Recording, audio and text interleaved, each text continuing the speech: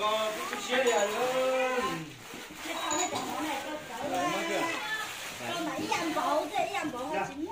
Nè nhiều có mua có nó ok. Đã đi cho được cho nó.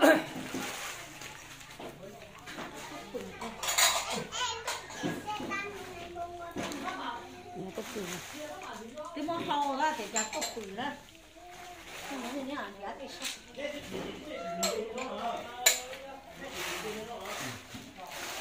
Ô, phải tao nói này được phân gì đó. năm mua hả? Nó rồi. Con lại qua người con lại qua bé trâu bé tuân thằng lại nó bé trâu nữa Mới ăn tỉ đó, cho nên tại mấy cái món tỉ rồi mà.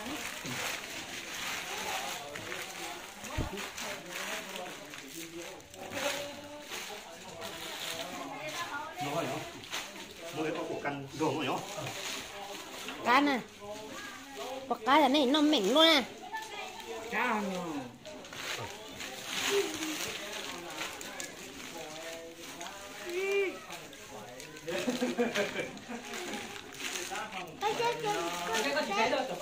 Chơi bóc tiền nó này. Giờ sáng phát biểu giờ sáng đi phòng quẩy rồi sáng Đi hỏi. tỏ ra chỉ làm co. Hả? Sáng thì nói vậy yếu thì sáng thì nói thứ đào thì hết quá. Để đánh du kia. Muốn thế không? Tế thủ kia là cù nói cù đông nó thành to nó một cái môn đấy thì nó một thứ hai nhá, cái thì nó phải có tắt cái tay trồi. Nào không một đi. cái nạ Nào không đây. Không có tí của càng nữa nhưng mà có ta, mấy nó có ta. Hả?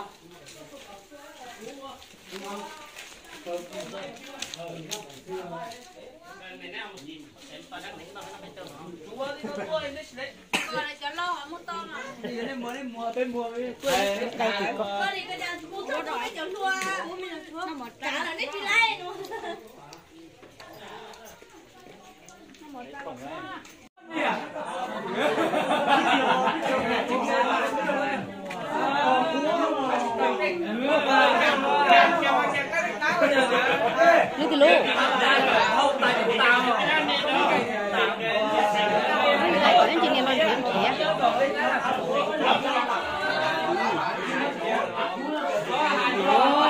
lỡ mà lòi về cái kia đi thôi chở mà lòi về tiêu sư lỡ mà lòi về cái kia đi Sai lấy.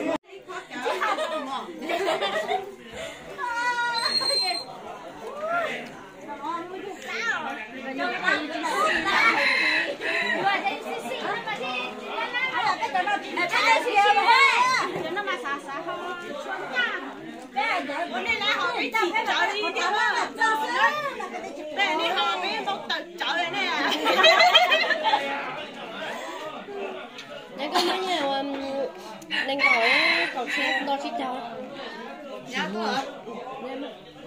một tay Xem tao chỉ chầu cả cho cậu xem. bảo đây thấy nhìn gì không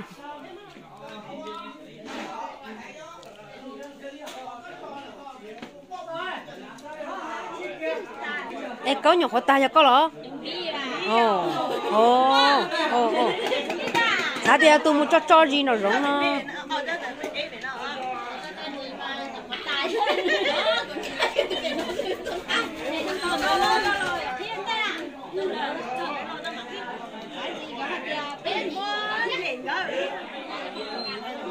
tôi còn bia ít chơi mua luôn này muốn tao lấy bông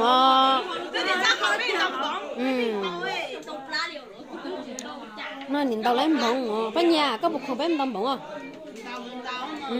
cho ta chơi bé mình tôm bông cho ta bé ấy ta chơi phim muốn làm gì à Muốn lò à.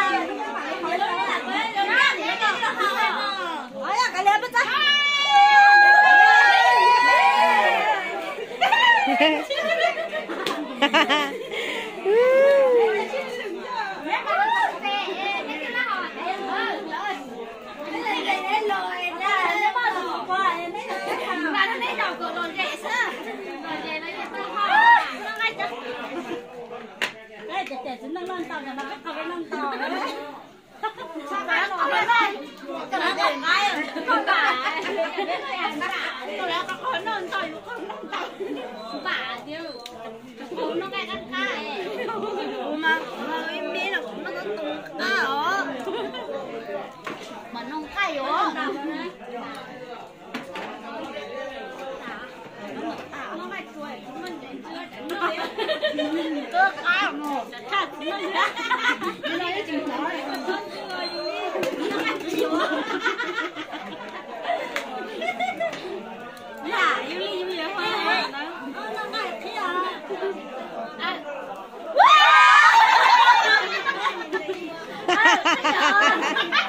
Nên ra yêu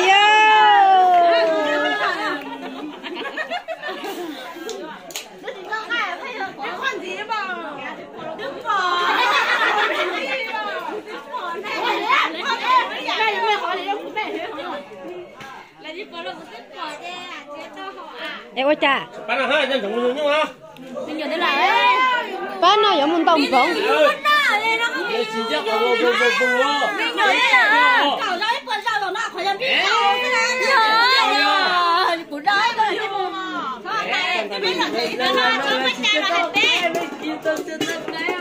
chị đi chấm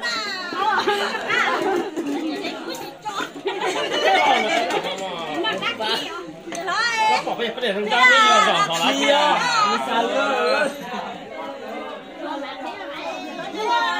đeo sửa chứ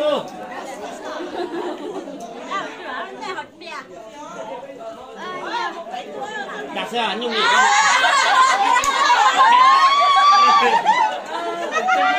cái này mới là sửa cho là tôi đã chạy không chạy đâu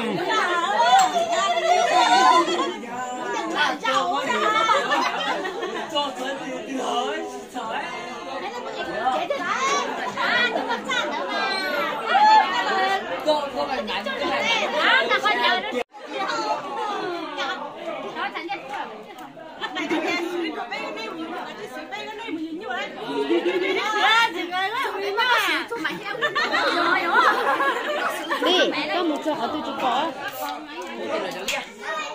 ê có lò tỏ nó là bỏ thì lò là mình cũng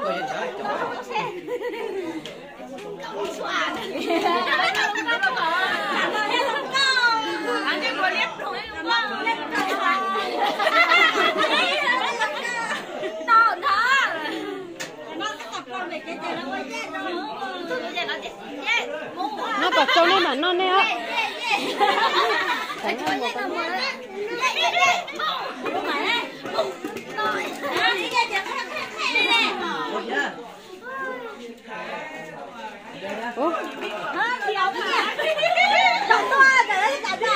bao nhiêu tì lông là mà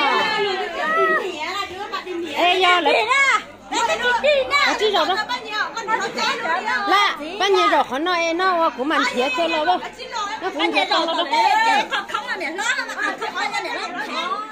họ không là của mình trái kia họ nó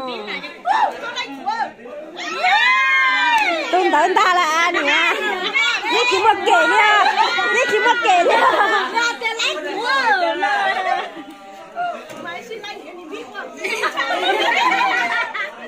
hai được kia hả?